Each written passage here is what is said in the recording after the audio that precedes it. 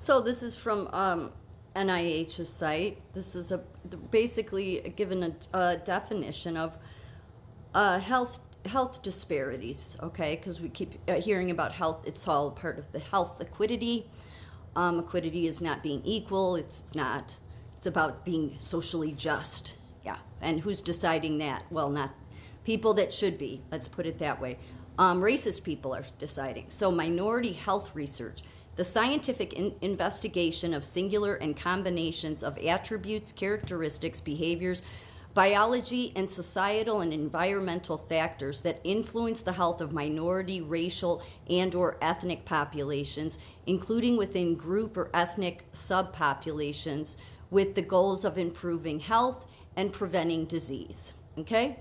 And obviously, we have to do all of this, okay? So that all for science research.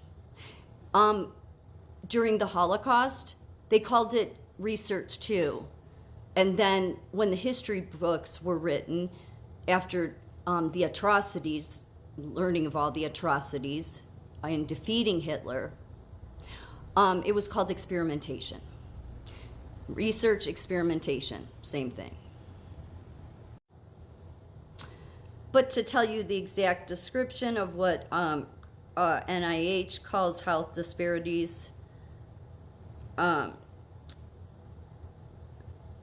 distinctive health characteristics and attributes of racial and/or ethnic populations who are socially disadvantaged due in part to being subject to racist or discriminatory acts and are undeserved in health care.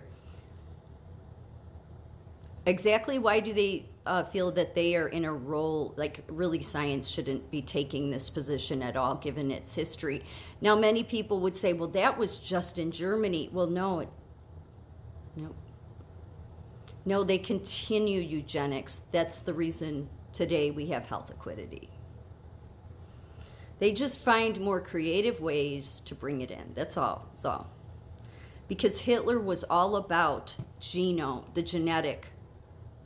because he wanted to create the perfect genetic race. All they've done is they've reversed it. That's all they've done. They've been doing the same thing. They are still the research. This is why Trump wanted to cut a ton of funding to science research, because of what they've been doing. Health disparity, and that's the reason all of the healthcare systems, or at least those associations at the top, hate him. Health disparity is a health difference that adversely affects disadvantaged populations in comparison to a reference population based on one or more health outcomes. All populations with health disparities are socially disadvantaged due in part to being... How do they know? What gives science the right? Again, it's this arrogance. You've automatically determined that these certain things are a social disadvantage. Why? Because you're racist?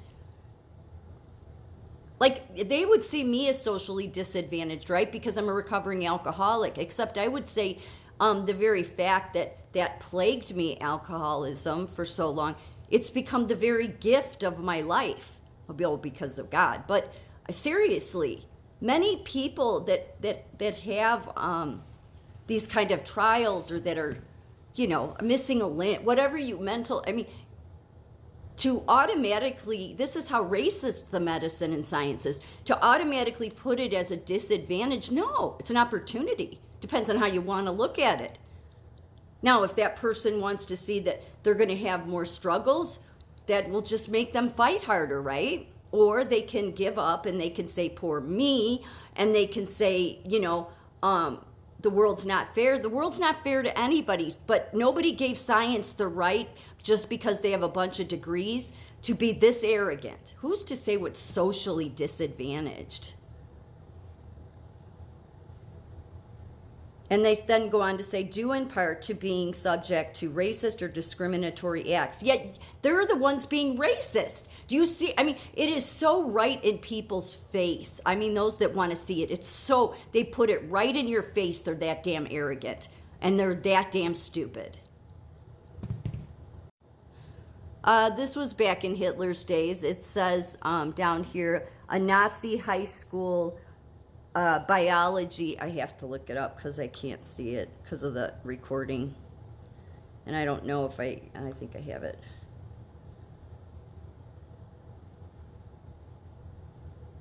Maybe I don't. Oh, yeah, I do. The title of this is You Also Bear the Burden.